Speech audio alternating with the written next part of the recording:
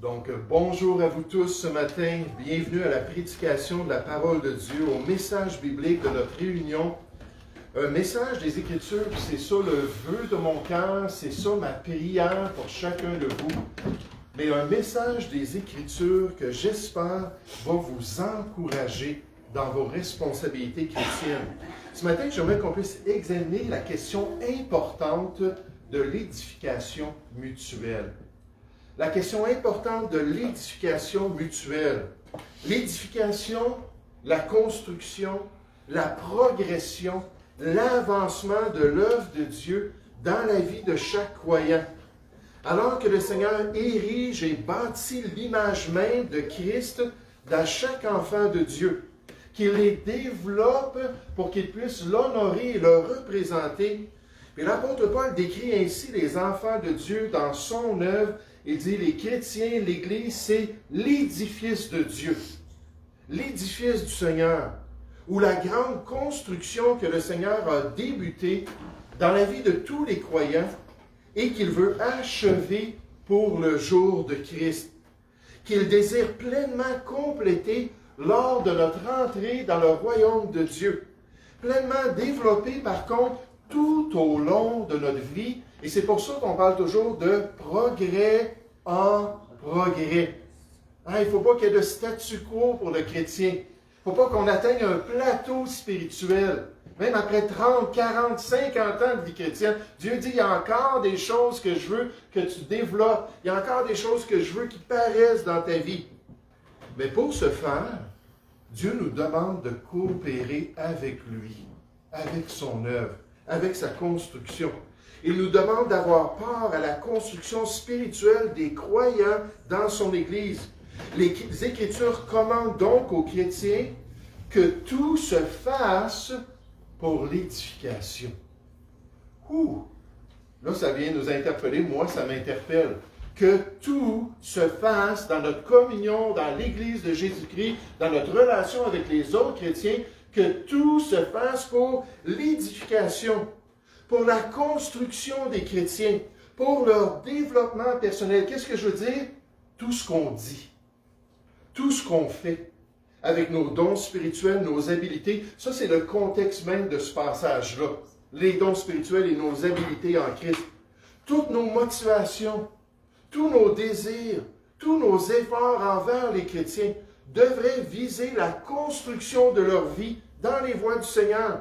Et qu'ainsi, dans le plan parfait de Dieu, dans l'Église de Jésus-Christ, on nous dit, tout le corps bien coordonné et formant un solide assemblage. Ceux qui ont travaillé dans la construction, vous le savez quand c'était bien fait, n'est-ce pas? Quand c'était solide, quand c'était des maçons, quand c'était des gens d'expérience qui avaient construit des choses. Je me souviens, à un moment donné, on était au Saguenay, puis on a pris un Moose Lodge, je ne sais pas comment le dire en français, un lieu de rencontre de moose. Puis pour les hommes, ils allaient jouer au billard, au dard, à différentes choses, ils avaient des activités. Là, on a pris ça, on a transformé ça dans un lieu de culte. Mais le problème, c'est qu'on n'avait pas beaucoup d'expérience. Je me souviens, c'est moi qui étais en charge de faire le plâtre. Puis on posait les feuilles de gyproc pour faire les divisions, tout ça. Puis là, je posais le plâtre. Ça, c'était au premier étage, dans la grande salle de notre réunion. Puis là, je mettais le plâtre, tout ça. Puis là, quand c'était le temps de peinturer, les gens me disaient, pourquoi est-ce que c'est tout gondolé sur les murs? Puis là, on avait des adolescents qui étaient venus nous donner un coup de main pour peinturer. J'ai dit, ouais, pourquoi ça a fait ça? Je savais que c'était pourquoi. Là, un peu plus tard, on a eu un homme de construction, un Américain qui faisait ça à temps plein pour aider les églises, qui est venu faire le bas. Là, quand je regardais les murs, il n'y avait pas rien qui gondolait. Tout était droit, ça paraissait même pas les joints.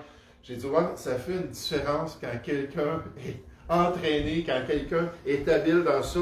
Mais là, on nous dit que tout le corps bien coordonné, si on le prend à cœur, et formant un solide assemblage avec tous nos dons spirituels, tire son accroissement selon la force qui convient à chacune de ses parties et s'édifie lui-même dans l'amour. Tout le corps, tous les chrétiens dans le corps qui sont là et qui travaillent pour construire les autres enfants de Dieu, pour nous aider à aller de l'avant pour la gloire de Dieu. Et ça, c'est vraiment l'idéal.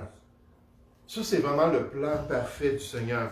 Ce qu'il désire dans chacune de nos assemblées, l'édification, la construction, la progression des chrétiens dans ses voies, et surtout pas, parce que ça arrive malheureusement, la destruction, l'affaiblissement de l'œuvre, l'effritement de ce que le Seigneur veut faire dans la vie des enfants de Dieu, au contraire. Donc ce matin, j'aimerais qu'on puisse regarder un beau passage, qu'on puisse le décortiquer un peu, et qu'on puisse recevoir cette exhortation ensemble de faire partie de la solution dans l'Église de Jésus-Christ, pas du problème, de faire partie de ceux qui vont venir construire pour la gloire du Seigneur, et de faire partie de ceux qui veulent le progrès de l'œuvre de Dieu dans son assemblée.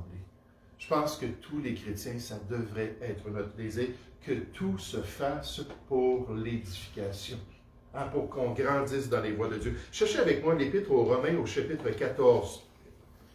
L'Épître aux Romains au chapitre 14. Et j'aimerais juste voir un verset comme le tremplin pour examiner le chapitre. Et vous allez voir, ça ne sera pas long. On va passer à travers le chapitre rapidement. Mais au verset 19, Romains chapitre 14 au verset 19, on nous dit ainsi donc, c'est une conclusion puis une application, c'est une pratique de ce principe-là de Dieu. Ainsi donc, recherchons, poursuivons, désirons de tout cœur ce qui contribue à la paix et ce qui contribue à l'édification mutuelle. Dieu veut qu'on ait cela à cœur. Dieu veut que ça fasse partie de nos priorités. J'aimerais qu'on puisse lire ce passage-là ensemble et à haute voix, juste pour que ça rentre bien dans notre conscience, tous ensemble. Ainsi donc, recherchons ce qui contribue à la paix et à l'édification mutuelle, parce que c'est l'idéal du Seigneur et c'est son plan pour notre assemblée chrétienne. Maintenant, je vais vous faire remarquer le défi. Le défi parce qu'on est tous différents. Le défi parce qu'il y a des tensions des fois entre chrétiens. Le défi parce qu'on a de l'équipement spirituel qui va varier entre chaque enfant de Dieu. Dans son corps, il y a plusieurs membres, puis ça va varier. Mais le défi de chercher l'édification des autres. Et c'est ce qu'on voit ici dans Romains chapitre 14, alors qu'on donne cette exhortation. Le défi de toujours rechercher la progression de l'œuvre de Dieu. De toujours rechercher le bien des enfants de Dieu. La difficulté de pratiquer son plan et de toujours faire ce qui est bien et bon pour son assemblée. Puis notre tendance naturelle en tant que chrétien, si on est franc ce matin, si on veut vraiment l'avouer, notre tendance, c'est plutôt l'égoïsme. Ou j'oserais même dire l'égocentrisme. Alors qu'on se concentre tellement sur nous, sur nos croyances, sur nos décisions, sur nos désirs, sur nos passions, sur nos objectifs, plutôt que de regarder ce qui plaît au Seigneur, ce qui est bon pour son peuple, ce qui est bon pour son assemblée. Et alors que je prépare des messages, Dieu me parle toujours à mon cœur, puis il y a un verset qui m'est venu à l'esprit. Ce verset-là, à chaque mois, alors que je passe à travers les proverbes, ça vient toujours me toucher. Surtout envers les circonstances du bon berger. On nous dit celui qui se tient à l'écart, puis là, moi, je l'applique dans le contexte des chrétiens, je l'applique dans le contexte de l'assemblée, de la communion fraternelle. Celui qui se tient à l'écart cherche ce qui plaît à Dieu. Est-ce que c'est ça que ça nous dit ici? Non. Il cherche ce qui lui plaît. Il s'irrite contre tout ce qui est sage. Au verset 2, ça dit, il aime suivre ses pensées. Il aime suivre ses désirs. Il aime suivre ses passions plutôt que ce qui fait partie du plan de Dieu dans sa vie. Et là, je pense à ça. Je suis certain que le travail, des fois, est un obstacle pour venir à l'église. Le dimanche matin, je ne toucherai pas au dimanche soir, au mercredi soir, c'est une autre catégorie. Mais des fois, c'est un obstacle. Des fois, c'est une question de santé. Il y a toutes sortes de nuances dans nos réalités personnelles. Des fois, il y a une priorité au niveau de la famille, il y a quelque chose d'urgent, puis on va manquer les réunions. Mais je me demande combien de fois on préfère d'aller faire du vélo plutôt que de venir à l'église. On préfère aller sortir avec les enfants, puis prendre un beau temps en famille, plutôt que venir dans l'église de Dieu. On avait des gens dans une assemblée au début de notre ministère qui, eux, c'était le basketball les dimanches. Ah, il y avait des parties de basketball, fait que désolé ce dimanche-ci, on ne vient pas, désolé ce dimanche-ci, on ne vient pas. Ce qui était dommage, c'est que leurs 4 enfants, c'était nos musiciens principaux dans notre ministère. Donc, on avait un dimanche, il n'y avait pas de musique, un autre dimanche, il y avait de la musique. Et vous savez, moi, mes enfants, c'était établi, puis c'est dommage, ça a été dur pour eux, ils n'ont jamais participé. Moi, j'ai joué au baseball là, pendant des années quand j'étais jeune. Ils n'ont jamais participé à des sports comme ça, parce qu'aujourd'hui, c'est presque toujours le dimanche. Là, j'ai dit à mes enfants, je suis désolé, la maison de Dieu, ce n'est pas un satellite autour de mon cœur, la maison de Dieu, c'est une priorité dans mon cœur. Et la maison de Dieu, si ce n'est pas à cause de circonstances particulières, je vais prioriser la maison de Dieu. Mais celui qui se tient à l'écart, là, je pensais à ça, cette idée-là de chercher le bien des chrétiens. Est-ce que je peux être une bénédiction pour les autres? Est-ce que je peux être parmi l'Église de Jésus-Christ et encourager les frères et sœurs?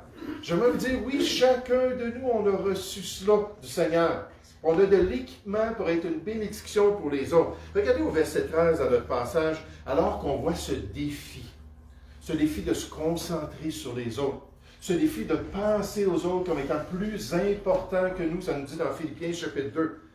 On nous dit, ne nous jugeons donc plus les uns les autres, mais pensez plutôt à ne rien faire. Ouf! À ne rien faire, qui soit pour votre frère une pierre d'achoppement ou une occasion de chute.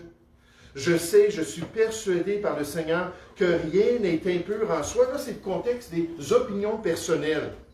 C'est le contexte de la nourriture que les chrétiens vont manger et pourquoi est-ce qu'ils la mangent. C'est le contexte des jours qui sont importants pour eux et la raison pour leur observation de ces jours-là. Ça, c'est les 12 premiers versets. On n'ira pas voir ces 12 premiers versets-là. Et là, on s'en vient vers le verset 19, qui nous dit, « Hey, recherchons ce qui contribue à la paix dans l'Église de Jésus-Christ, à l'édification mutuelle dans l'œuvre de Dieu. » Il dit, « Mais si pour un aliment, tu décides que moi je mange juste des légumes, ou tu décides que moi je vais manger de la viande, si pour un aliment, ton frère est attristé, il n'est pas édifié, là. Il n'est pas fortifié dans les voies du Seigneur, il n'est pas construit dans l'œuvre de Dieu. Tu ne marches plus selon l'amour. Ne cause pas par ton aliment la perte de celui pour lequel Christ est mort. Pour celui pour lequel Christ a payé un si grand prix. Voici le principe de l'amour fraternel. Si nous nous aimons les uns les autres, nous chercherons à nous édifier, à nous construire les uns les autres, à nous construire les uns les autres dans la foi. Mais la question n'est pas tant, quand on pense à ces opinions qu'on a, en quoi cela m'affecte-t-il de pratiquer une chose ou une autre, que si je fais cela, comment cela va-t-il affecter mon frère? Est-ce que ce sera une occasion de chute pour lui? Sera-t-il attristé, même détruit par mon geste envers lui? Sera-t-il encouragé à pécher contre son Dieu dans ma pratique? Et je pensais à une histoire pendant la Deuxième Guerre mondiale. Les sous-marins allemands détruisaient les ressources des Alliés dans l'océan Atlantique. Il y avait toute une flotte de sous-marins allemands qui naviguaient dans l'océan Atlantique. Puis dès qu'ils voyaient un navire, ils le coulaient.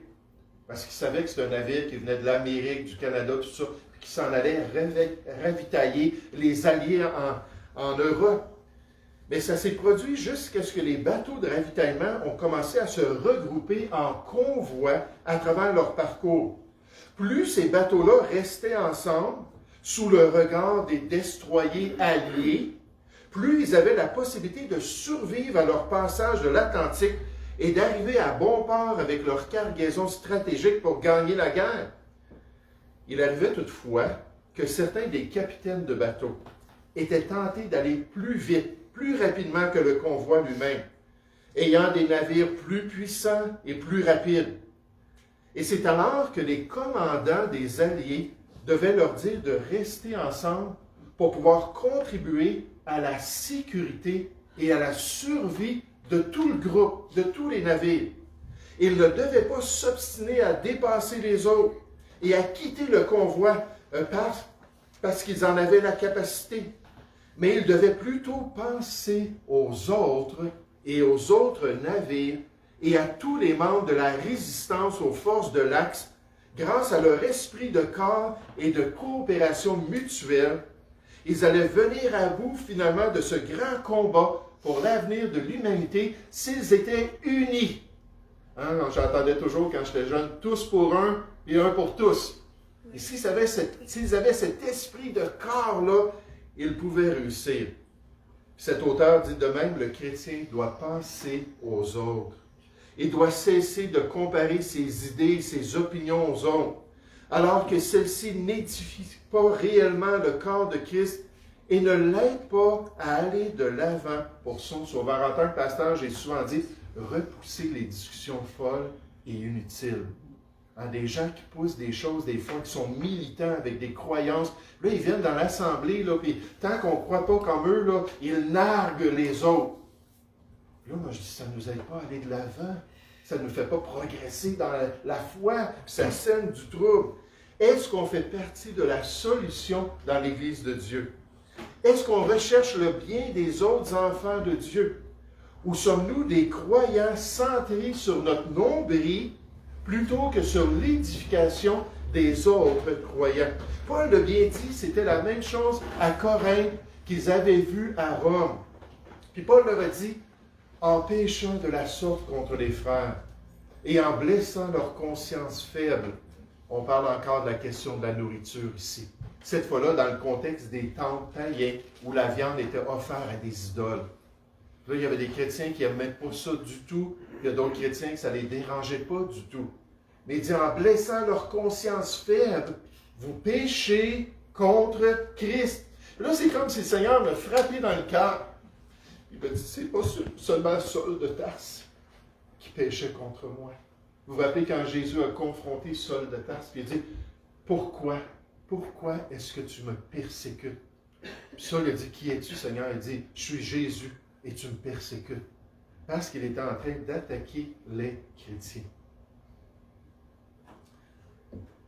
Combien de fois, dans ma vie chrétienne, j'ai fait ça? Combien de fois j'ai troublé des enfants de Dieu? Combien de fois je n'ai pas recherché l'édification des autres? Je le confesse ce matin.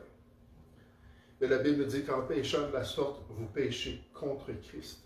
Là, Paul, sa conclusion, gloire à Dieu, c'est pourquoi si un aliment scandalise mon frère, je ne mangerai jamais de viande, afin de ne pas scandaliser mon frère. Oh, le défi de rechercher l'édification. Le défi d'accepter qu'on est tous différents. Le défi de comprendre qu'on doit se supporter les uns les autres, qu'on doit se pardonner les uns les autres, qu'on doit prier les uns pour les autres et qu'on doit faire partie de la solution dans l'œuvre de Dieu. Mais quand on regarde ça ce matin, il faut comprendre de même qu'il y a un défi pour nous de comprendre les priorités de notre vie chrétienne. Les défis de comprendre les priorités. Le défi de faire la part de ce qui est vraiment important dans ma vie pour le Seigneur. De différencier entre mes besoins personnels qui sont légitimes. Hein, il y a vraiment des besoins personnels légitimes. Il y a des années, j'étais allé voir un vieux monsieur de l'Assemblée.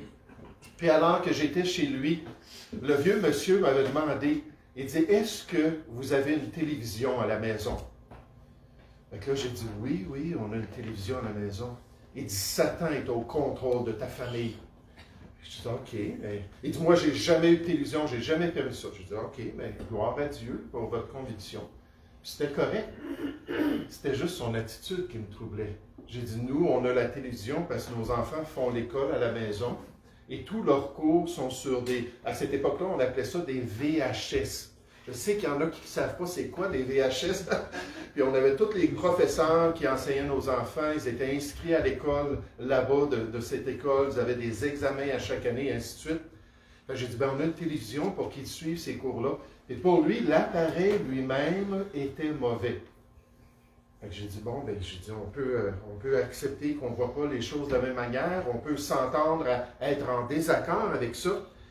Mais quand on a des besoins personnels qu'on considère légitimes, d'être capable de différencier entre ces besoins-là et les besoins que les autres chrétiens ont. Et là, quand je suis allé chez lui, là, après ça, j'aimerais vous dire, je n'ai pas abordé une telle question. C'est certain. Je ne voulais pas toucher un tel sujet.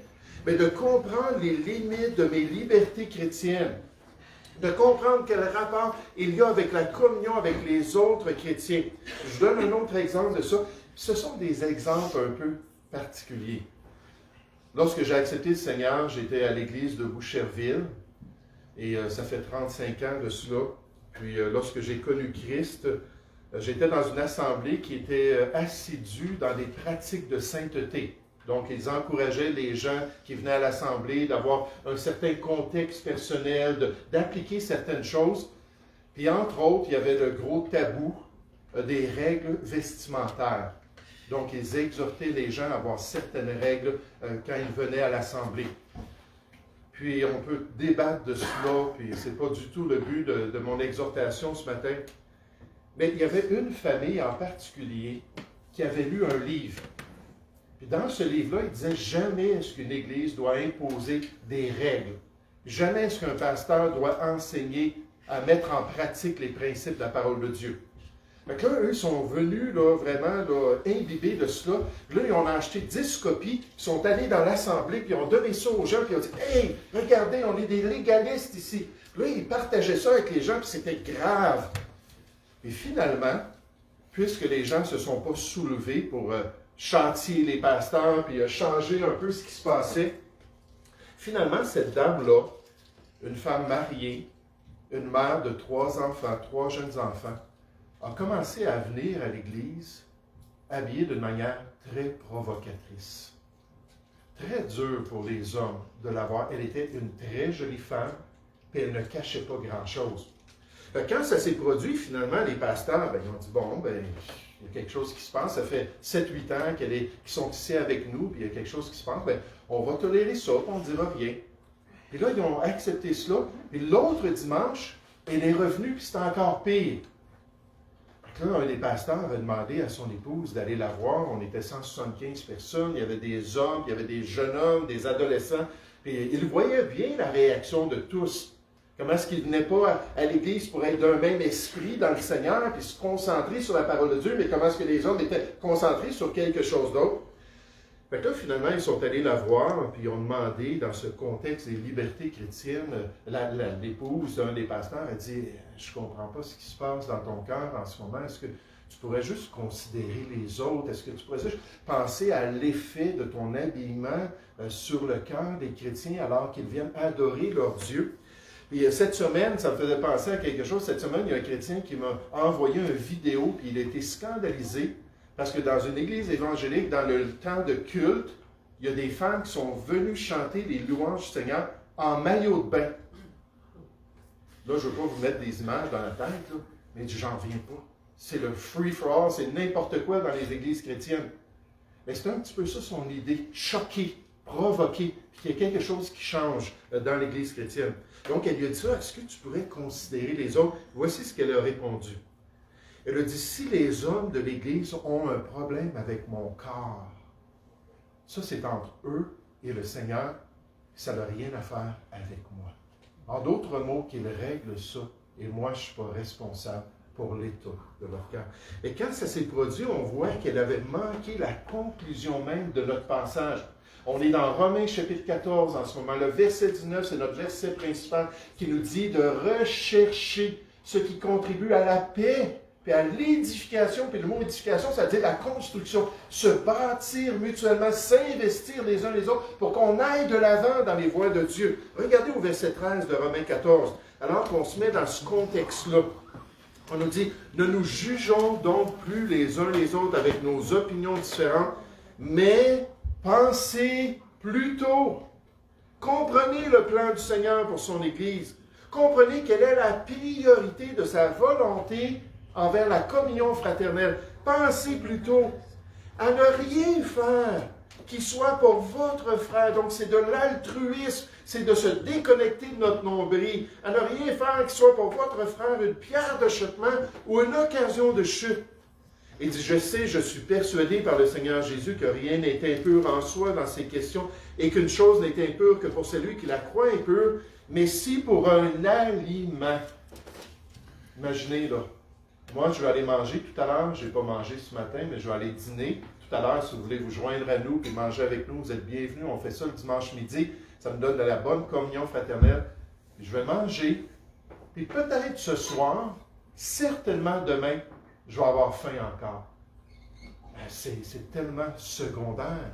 C'est tellement pas important. Pour un aliment, ton frère est attristé. Tu ne marches plus selon l'amour. Ne cause pas par ton aliment la perte de celui pour lequel Christ est mort, parce que c'est secondaire, que votre privilège ne soit pas un sujet de calomnie.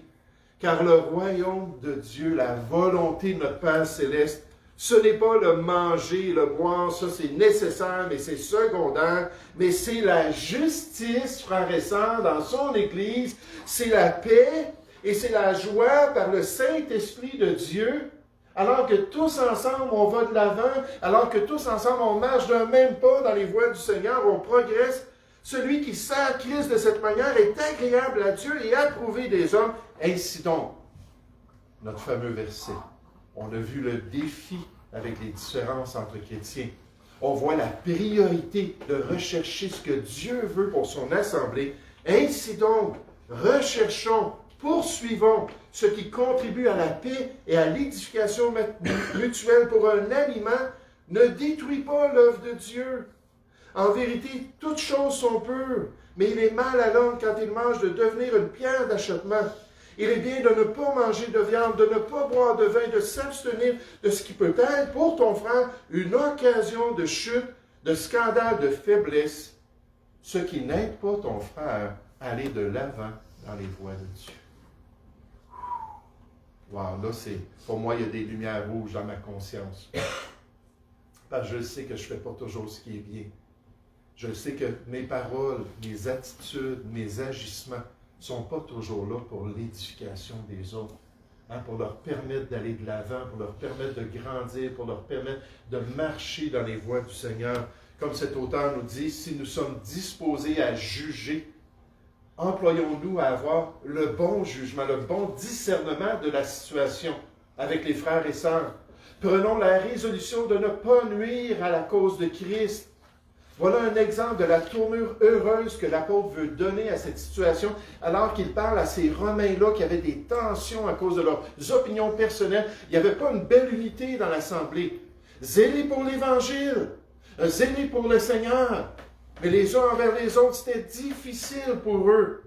Il dit, certains hommes ont une tendance irrésistible à juger, à émettre des opinions, qu'ils en fassent bon usage.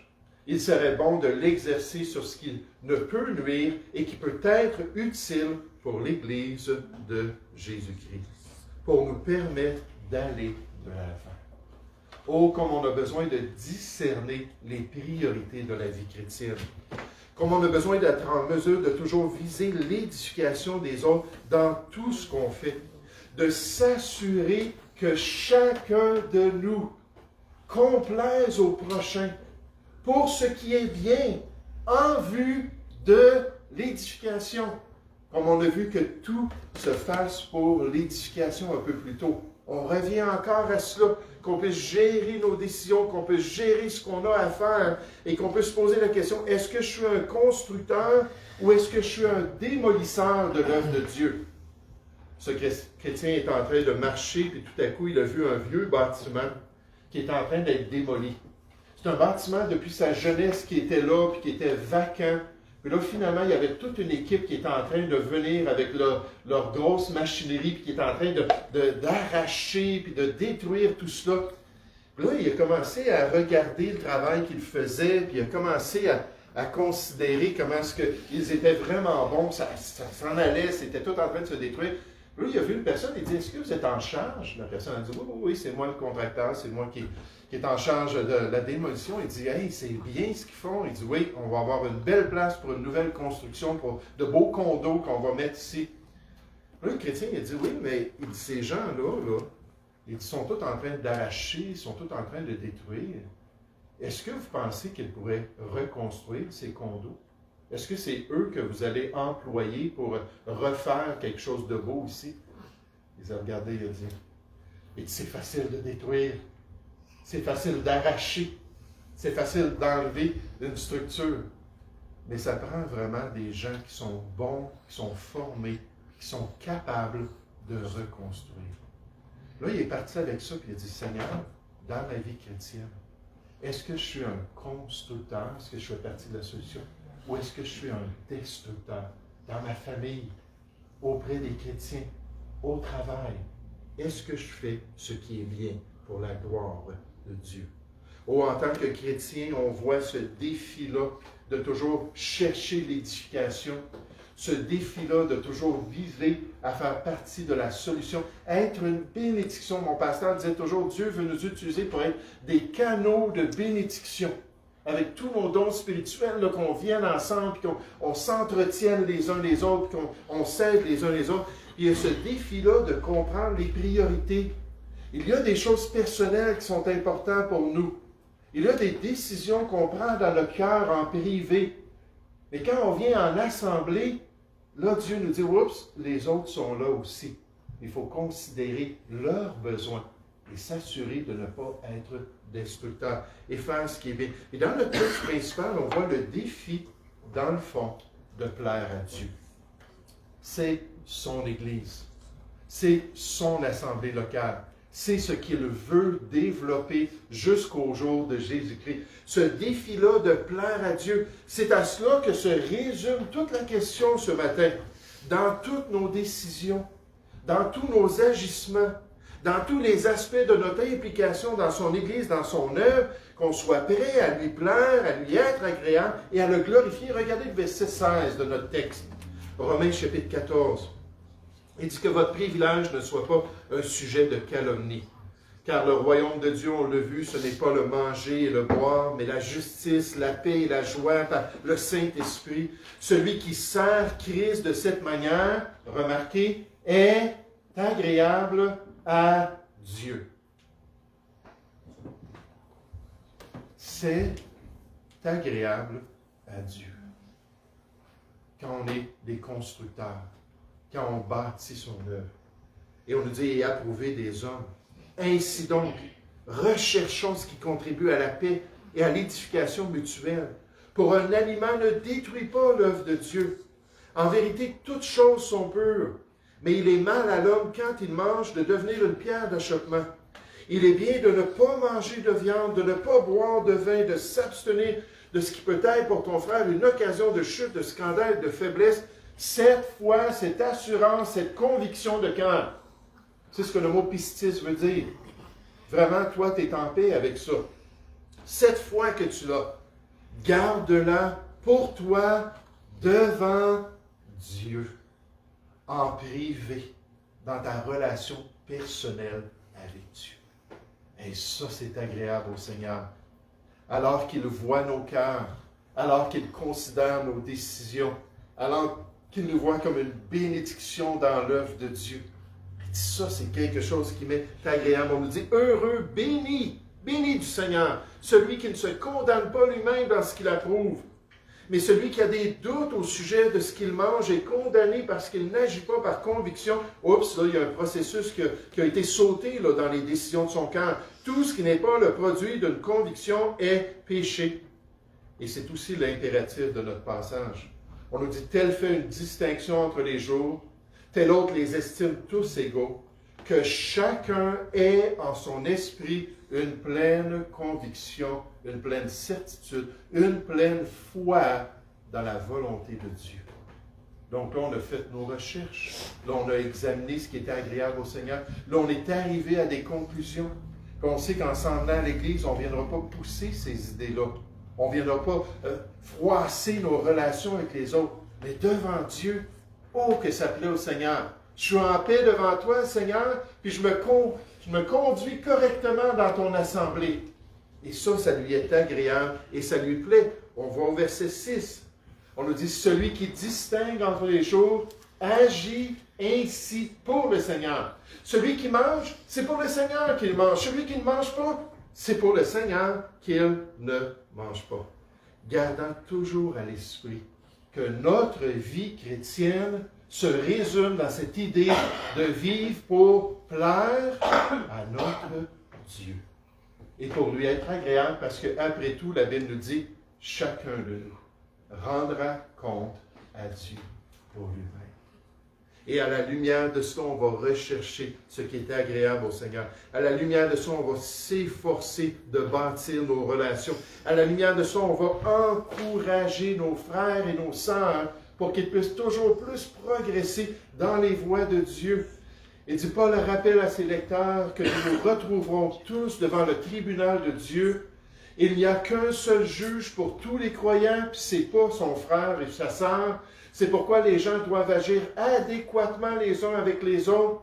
L'unité du corps de Christ est plus grande que la perspective qu'on a de chacun, la perspective personnelle, et devrait donc englober toutes les actions orientées les uns envers les autres, pour le bien de chacun.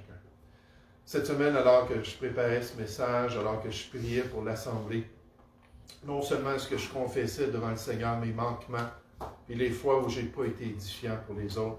Romains 14, 19 nous dit de toujours, Éphésiens 4, 29, pardon, référence mélangée, nous dit de toujours parler d'une manière édifiante.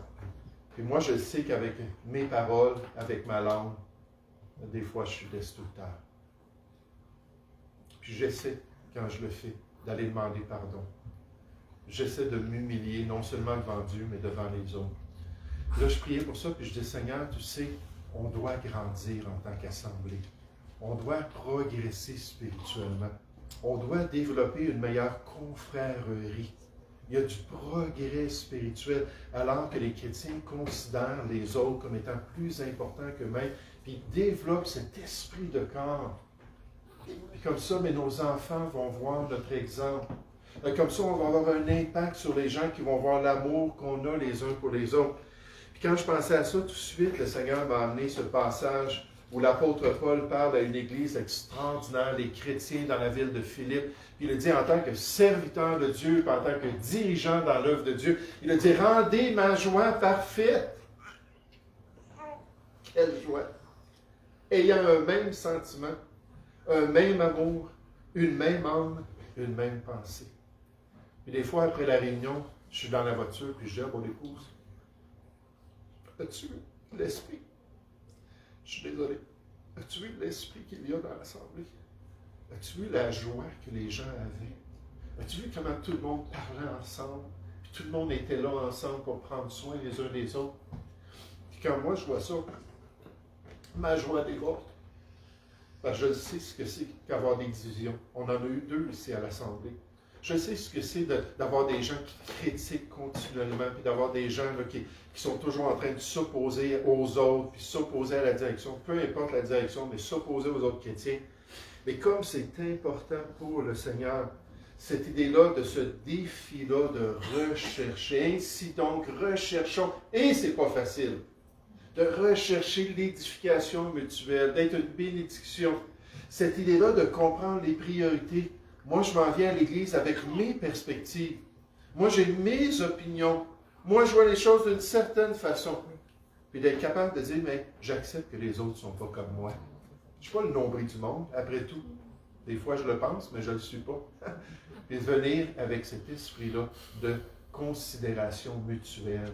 Puis d'être là pour vraiment s'aider, puis s'encourager. Puis qu'on vienne à l'Église, puis on dit, hey, ça a fait du bien d'être dans la maison de Dieu. Ça fait du bien d'être avec d'autres croyants pour accomplir le plan de Dieu. Puis ce défi-là, de toujours avoir une bonne conscience devant le Seigneur. Mon épouse et moi, à chaque fois qu'on vient à l'Église, à chaque fois qu'on vient avec des chrétiens, même hier, lorsqu'on a fait du déménagement avec des chrétiens, on prie, et on dit, Seigneur, aide-nous à être une bénédiction. Aide-nous à être là, malgré nous, et que tu nous utilises pour être un encouragement.